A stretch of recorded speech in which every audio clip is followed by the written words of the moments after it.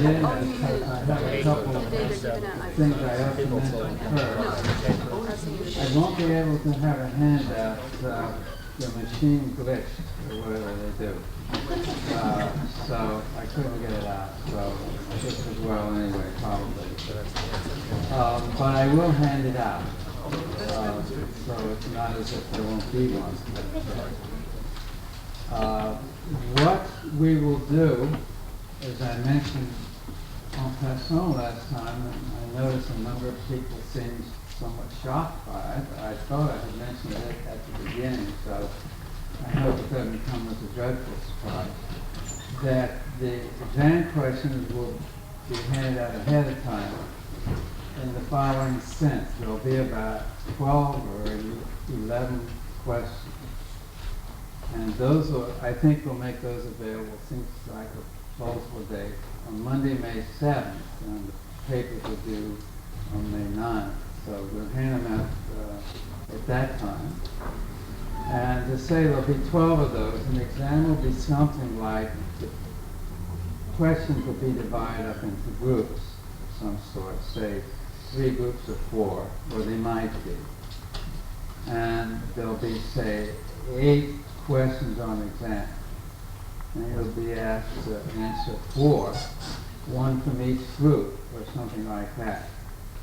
And then you go to a probability theorist and see the chances of how many you really have studied getting by. I won't worry about that. Anyway, that's the idea of how it will be. And there'll be no surprises on the questions. They'll just be things that we have done here in the class. And we'll try to make them general enough so they take into account all the things we've talked about that's possible. The idea of that is to focus your study on certain sorts of things. So you don't have to worry about trying to read and to remember everything you might be asked. And I think that works reasonably well, but since I have never been at the other end, I can't honestly say. That's the idea. Okay? Well, now, you recall the other day that we were discussing what I would call the second fundamental comparison. And I mentioned today that I would bring in fourth kind of consideration that I mentioned last time we discussed it, and it's summarized on the sheet, considerations of publicity and reciprocity and the impossibility of giving some, for political purposes, definition or specification of the notion of utility. And I said that today I was going to say something about the fourth consideration, that is self-respect. I doubt actually that I will really get to that very much at any rate today, only the sort of briefest indication of how that might go. But in any case, I hope to be able to add something about it on the handout. And I should say all of this I'm doing today is fairly, in a way, speculative and somewhat abstract, but essentially what I'm doing is just sort of going over and calling your attention to some of the main things in section 79, which I hope perhaps I'll be able to make somewhat clearer than was done in the text. So what I want to do then on the whole is to explain 2 things. First, to explain the idea of society as a social union of social unions, and to indicate the place of this idea, the role of it in justice as fairness, the conception that was presented in TJ. And second, what I would like to do is to indicate I will not be able to say very much about is to connect this idea of society with the idea of respect for persons and of the notion of self-respect, which I take to be another form of that. And I won't be able to say an awful lot about those notions of right either today. And then eventually, after one had done that, comment on how those considerations are related to the kinds of things that we were saying in the second fundamental comparison as to why the two principles of justice, and in particular, the difference principle would be adopted rather than the principle of constrained utility. Now, I'll begin with some background comments on the idea of society as a social union, of social unions. Recall the stress that I have given to the Reformation and wars of religion, and after that, the gradual acceptance of a principle of toleration as one, and I want to emphasize, of course, only one of the main origins of what I'm calling liberalism. Now, we have assumed, or I have assumed, that in a modern democratic state, a plurality of conceptions which are conflicting and incommensurable, but that is, conceptions of the good, are bound to exist, and hence that, as I mentioned at the end last time, that social unity in a modern democratic state cannot be founded on the acceptance of some single, comprehensive conception of the good. By comprehensive conception of the good, I mean, for example, not a notion like primary goods, which is a very partial conception, but I mean the kind of conception of the good that is involved in some, for example, a moral conception or religious conception, which has some guidance and principles for organizing our life as a whole. That's the kind of thing I mean by comprehensive conception. And we can't do this in a modern state that is based unity on it, unless, of course, it is supported by the autocratic use of state power, in which case, but one might say by definition, society would not be democratic. One might think of, for example, the use of the Inquisition in the Middle Ages. Now, it is against this background that I have assumed that a reasonable basis for social unity is provided by the idea of society as a fair system of cooperation between citizens regarded as free and equal persons and as normal and fully cooperating members of society over a complete life. Thus, as we noted the last time, at the very end of handout 10 on page 3, that social unity in the well-ordered society of justice as fairness is founded on a conception of justice and not on a full, comprehensive conception of the good. Now, this view may at first seem dreary or even third best. Perhaps one can accept the loss of social unity founded on a full conception of the good, say, as it was done, one might suppose, in the world in the Middle Ages, that perhaps one can accept that and sadly reconcile ourselves to a divided social world. But it is, nevertheless, we might feel a divided social world, and even if we recognize that there is no acceptable alternative, since we reject the autocratic use of the state powers is worse, nevertheless, one might feel, well, the sense of loss predominates. So the question arises, is this sense of loss inevitable? Is there some happier possibility that one may be overlooking? This is just a suggestion and something that that the notion of society as a social union is supposed to do. Perhaps there is a happier possibility, and therefore we ought to consider principles of justice as that those, among other considerations that we evaluate them in terms of, is how far they allow for or might even encourage this possibility.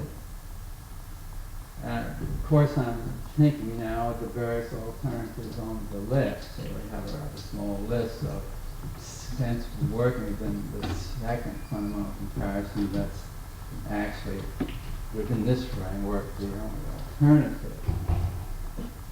Now, what's being suggested in 79, section 79, is that this happier possibility is that of a well-ordered society as a social union of social unions. And I now want to explain this idea as it appears in 79. But I might make, before I do that, a few comments on what I take to be the origin of this idea. Obviously, it's not something that I've invented. It's been around for a long time.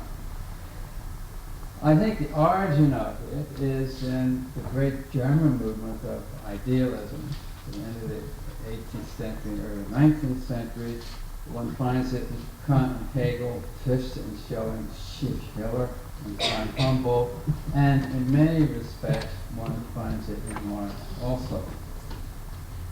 One can find clear traces of this idea in Kant, whose works are, from my point of view at any rate, sort of an actual wonder, in which so many things that are not only measurable but proofable are found. They just appear for the first time. There doesn't seem to be any preparation for them, and they appear at all places, and I suppose that rather dismal city, Königsberg. Why would they appear in that backward? There it is. So at any rate, that would be one place where it begins, and I think Hegel must have read the idea of universal history in a number of these essays. Also, to my knowledge, he doesn't refer to them because there's such a strong resemblance between a lot of things that he says. Well, though perhaps the clearest statement, at least that I've been able to find, of this idea of a social union is in the quotation that I give from von Humboldt. Although there are, as I have said, plain traces of it, I think, in these other records. For a time I thought that there must be somewhere a clear statement of it in Marx, at nascent in the early writings. For example, the philosophic economic manuscripts of 44, the notes on James Mill, and so on. And while I think the idea of social union, of society as a social union, of social unions, is often present in Marx in some form, I don't think it's always explicit, and sometimes the interpretation of it is ambiguous. It doesn't have the same sense that it is, I think, clearly given in Humboldt. Thus, what section 79 tries to do, might say, is to do just that. That is to say, to set out explicitly and without ambiguity the idea of society as a social union of social unions. And this involves distinguishing this idea from other ideas, other interpretations that might be confused with that. And the second thing that section 79 attempts to do is to connect this idea with a conception of a just society as also a good society. That is to say that the total system of social institutions and citizens' participation in them is a complex, obviously highly complex social activity that is itself good. And that this complex social activity, that it is a good, can be seen from how conceptions of the good are gradually built up in justice's fairness. That is, we have very much the same building up process within this view that I mentioned sometime back when we were talking about Kant's categorical imperative. That is, we begin with the notion of primary goods and the idea of the original position, and then we end up with principles of justice. And we also begin with a notion of people having a conception of the good, although the parties, if they don't know what that is, no particular conception plays any role. Then we move on to having principles of justice, which are presumably then, let's say, adopted. And that will give us, after we have those on board, a concept of permissible conceptions of the good. That is, conceptions that are compatible with the principles of justice. And then after we have those, we can build up other notions. We can, for example, build up the notion of a morally good character as defined by the virtues. Justice, we might call those the cooperative virtues. And those will be the properties of people that it's rational for each member of society to want everyone else to have, because they would help to sustain and to organize and to effectively advance the scheme of cooperation. So we get the kind of a notion of moral character limited to these cooperative virtues. That's discussed, say, in section 66. So we finally end up with it that we have built up this sequence of notions. We end up with the more well-ordered society as itself good. So that's somewhat parallel then to the way in which, and we're trying to incorporate the same idea, the way in which, or an analogous idea, we're trying to build something like Kant's a realm of ends as a good into a view of this other kind. Justice is fairness, and another analog would be Marx's notion of full communist society. Or it isn't plainly the same idea, but it's an analogous notion.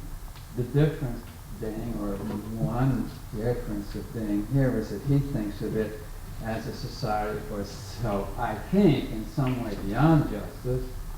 Justice isn't needed under those conditions, whereas the well-ordered society in this other case depends, among other things, on its being regarded in the public consciousness of people as just.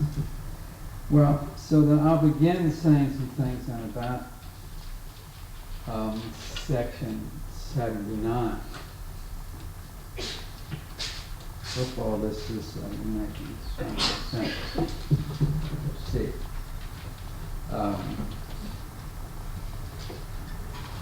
I'll begin with paragraphs 3 and 4 and make a couple of remarks about the notion that's introduced there of private society, which is an analog of what Hegel calls civil society.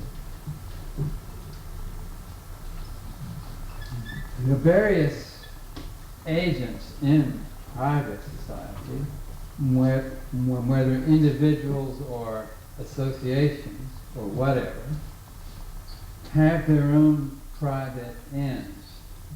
And these ends are either competing or else they're independent of each other, but they're not complementary. That is, they're not complementary in the sense that no one agent benefits directly from the achievement or fulfillment of the ends of any of the other agents. This fulfillment of the ends of other agents isn't, say, an end of mine. I don't care about it. It may be competing or it may be independent, but it's not, in that sense, complementary. Second feature of private society, I'm just going over the main points there, is that social institutions and citizens' participation in them is not thought of as good in itself by them. That is, citizens and associations assess social institutions and social activities solely as means to, instrumentalities to their private ends. Now we might add two conditions to this, or two further things to this. First, we could say that public goods consist largely in those social means and general conditions maintained by the state for everyone to use for their own purposes as their all-purpose general means, say things like income and money would permit. Might have a, take as an example, which is mentioned there, a system of highways in which each person chooses their own destination apart from the others. Another point that one could make is that certain kinds of economic theories, for example, the theory of competitive markets or something like that, theory of price, provide in some forms a good example of how one might conceive of society in this way. And when this kind of theory, the same sort of general form, is extended more comprehensively, that is, to how social institutions work, and say it is something like an economic theory of democracy, why then it also can become an account of what I have called private society, or to exemplify various aspects of that kind of society. Now, while it's not perhaps impossible that such a theory could allow for a conception of justice of some sort, the way in which I have specified above, it does not conceive of the corresponding well-ordered society as in itself a more comprehensive good. So those are a few comments about this contrasting notion of private society. Now I'll make some remarks about the concept of human nature, sort of very general observation. So I think that the idea of society as a social union of social unions, it depends on some conception of human nature. And I'm not discussing paragraphs 5 and 7 of section 79.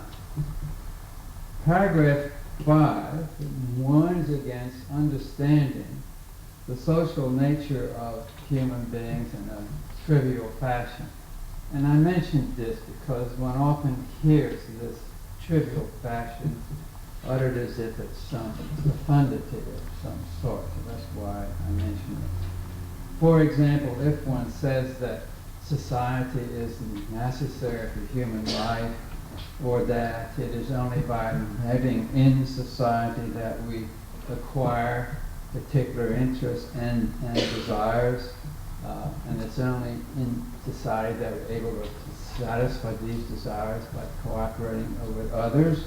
Or another thing, if it is said that it's only in society that we acquire the capacity to think and to talk, and it's only in society that we can acquire some knowledge of how even to describe the interests and impulses that we might have, and so forth. With great elaboration, I think all of those are trivial ways of interpreting what, say, human sociability, what that would mean.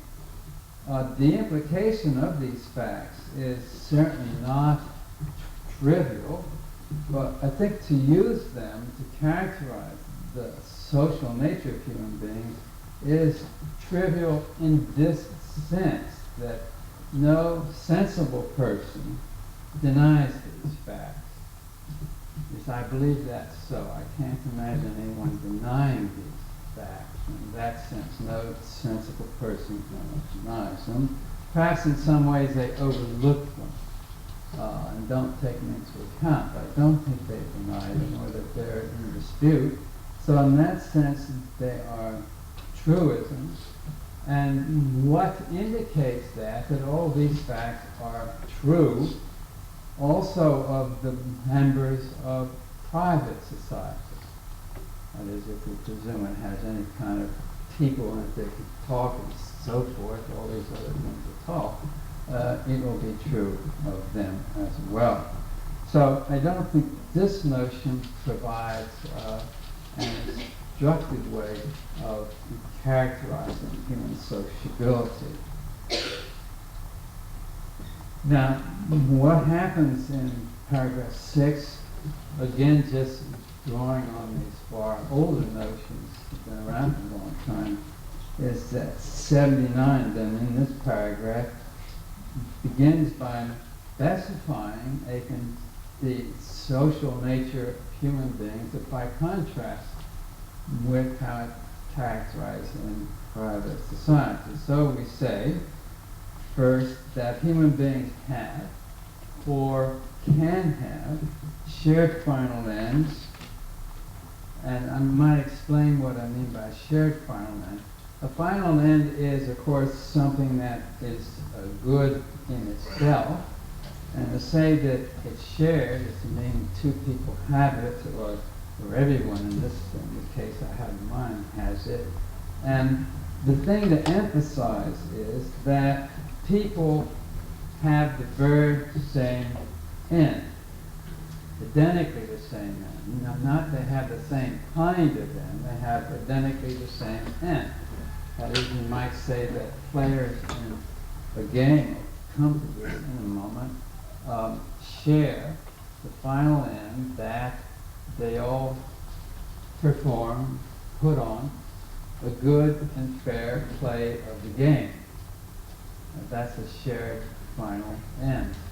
Or that some cooperative activity be done well. Think of players in a string quartet have identically the same end. They want to put on a good performance of whatever the quartet is.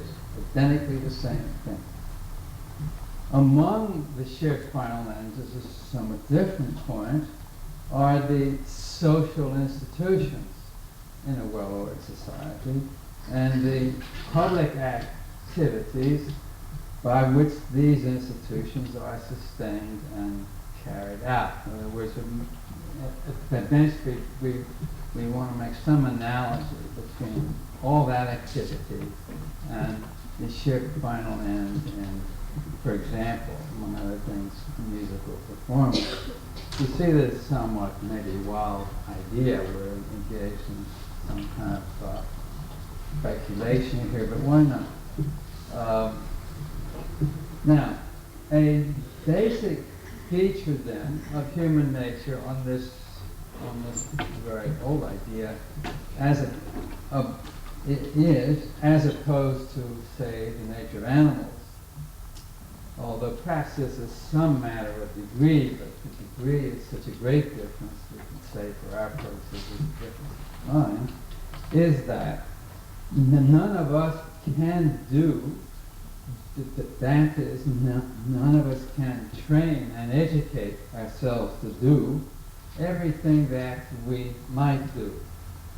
So we might say our own potentialities of each individual person would far exceed what we could do in any one life, taking a normal span of life. And that would be something about each individual. And a fortiori, since our potentialities differ from the potentialities of other people, but we cannot do everything that everyone else can do or might do.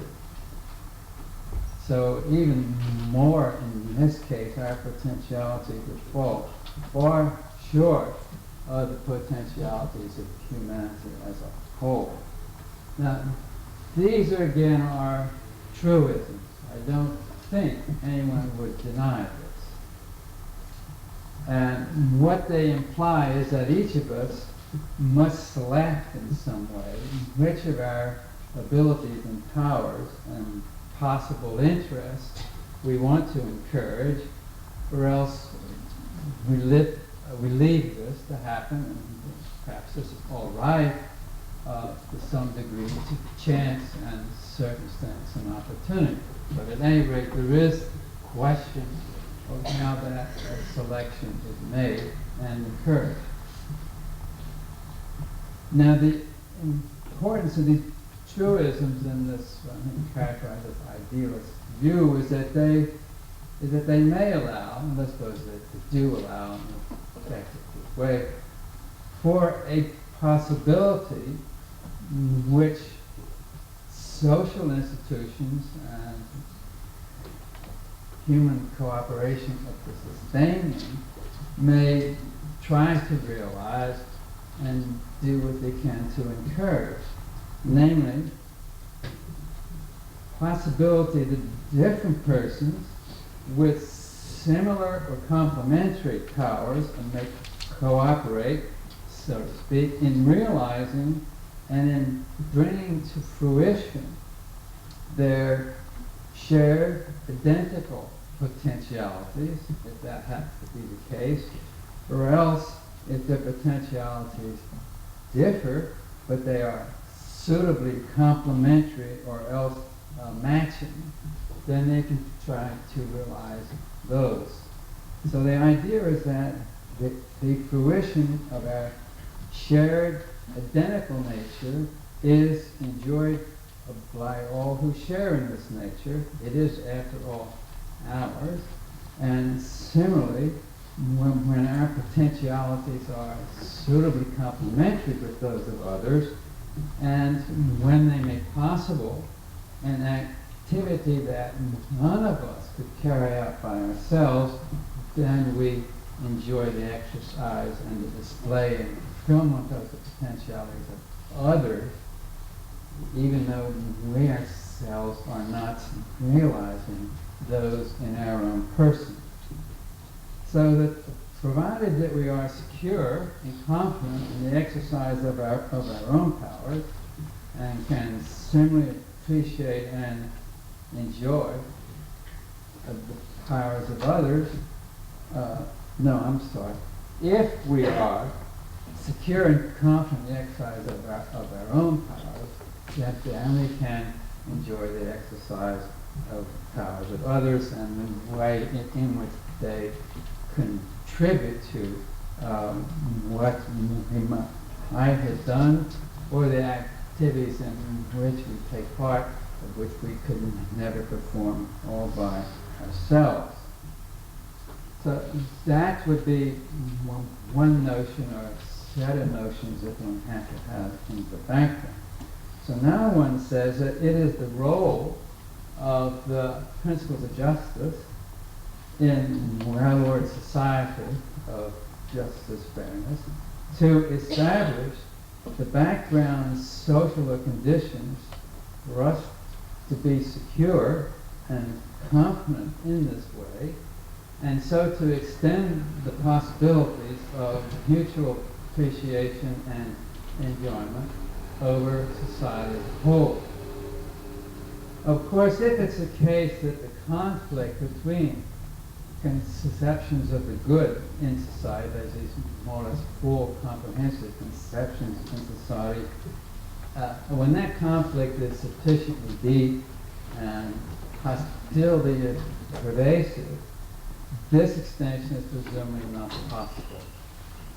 But the idea of society as a social union, of social unions, enables us to conceive how this extension could take place within appropriate kind of well-ordered society.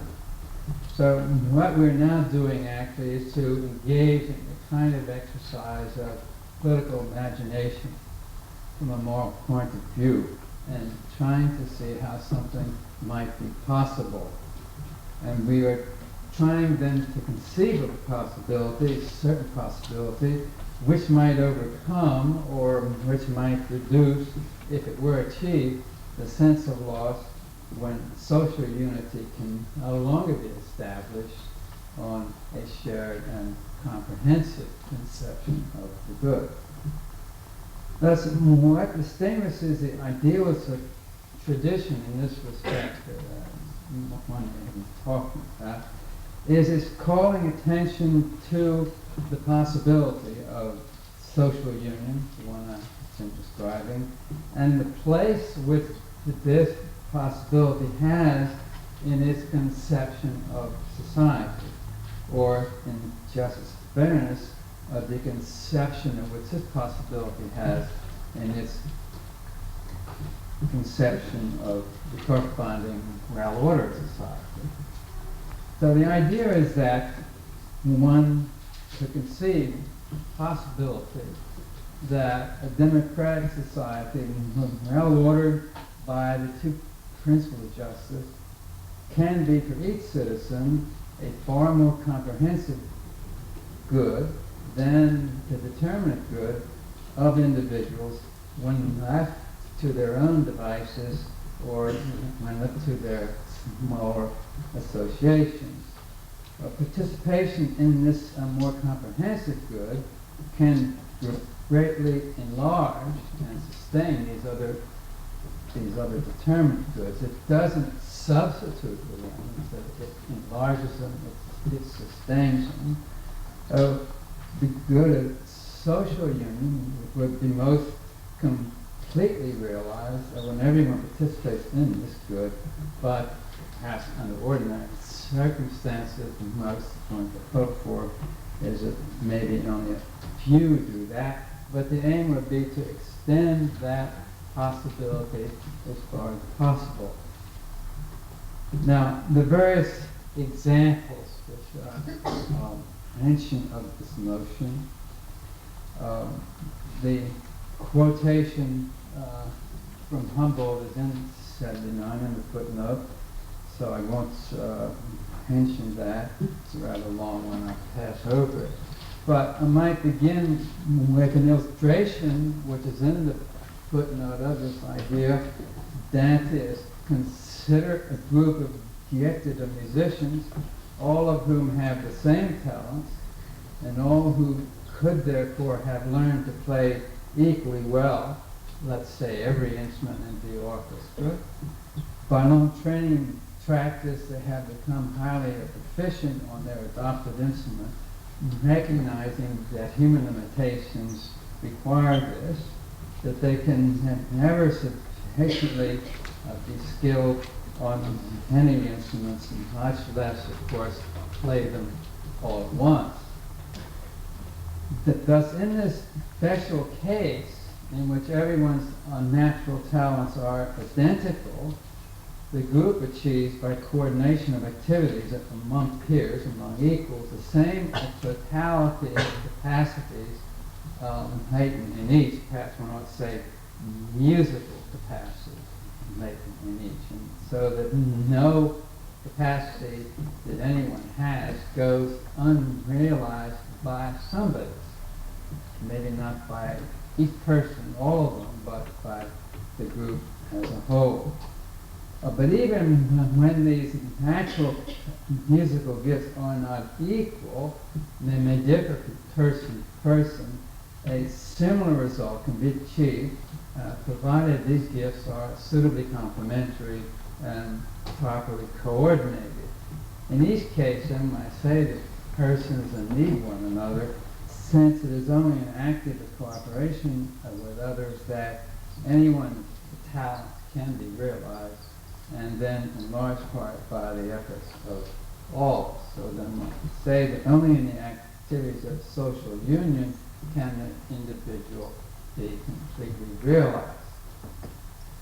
Now, this example of of the orchestra is an example of a social union. But we might consider other examples.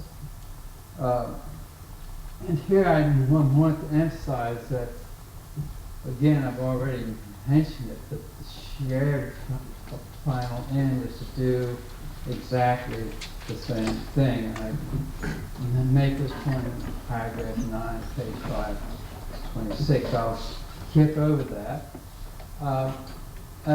A somewhat rather small-scale example, which has the advantage of being from ordinary life, is the example of games. And I mentioned there that in the case of a game, there are 4 kinds of ends. One might say there is the end defined by the rules of the game, the object of the game.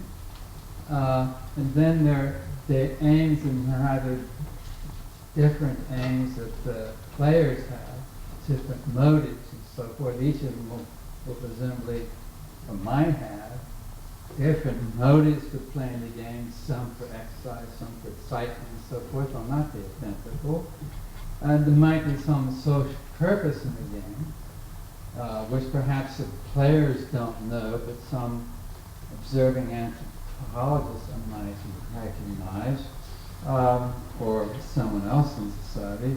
But in any case, there would be the shared aim that everyone would want to put on and perform a fair and good play of the game. And obviously I'm talking now somewhat idealistically, but I think if one thinks of a good game, it does have those properties. It isn't a game in which they're all doing it for money and they're all prepared to cut each other's throats, the umpire can see it and so forth and so on. I won't elaborate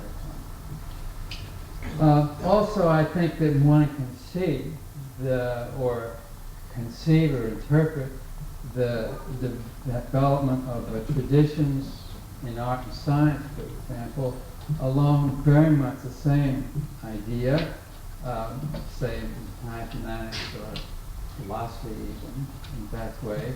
The interesting thing to mention here is that this would be a case of cooperation over time. And it gives the idea of from one generation to the next.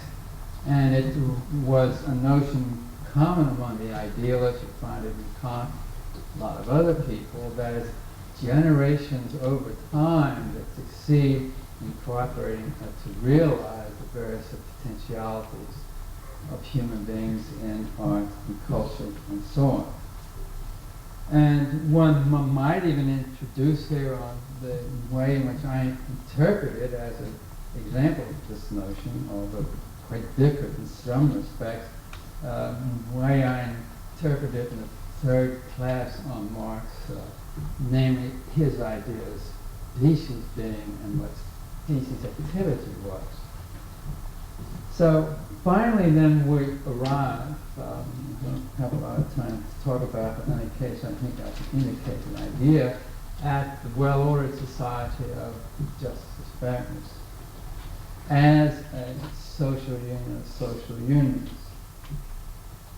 Now we begin by supposing that this society includes within its framework of its basic structure, many social unions of various kinds, exemplified, for example, by the kinds of things above. That enables us to say that the well-ordered society of justice and fairness is a social union.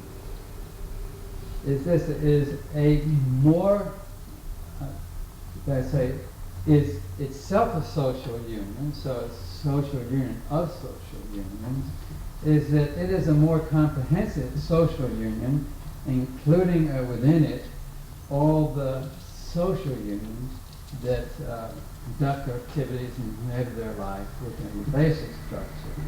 And there will be two features here that one would have in mind.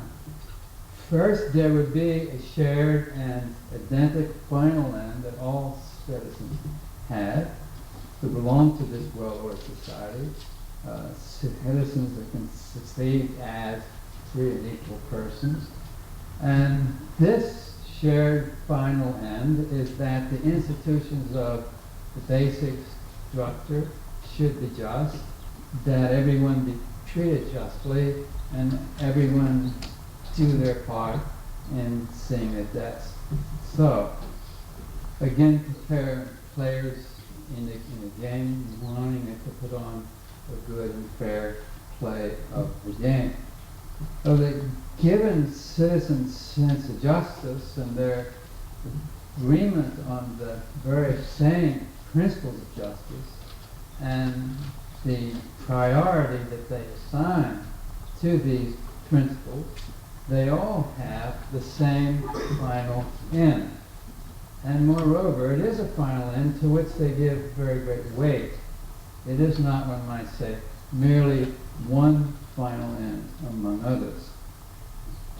The second thing that we can say is that we must provide a way in which citizens acting from the two principles of justice, from a sense of justice, can be understood, that if they're doing that, can be understood as an element in realizing citizens' good.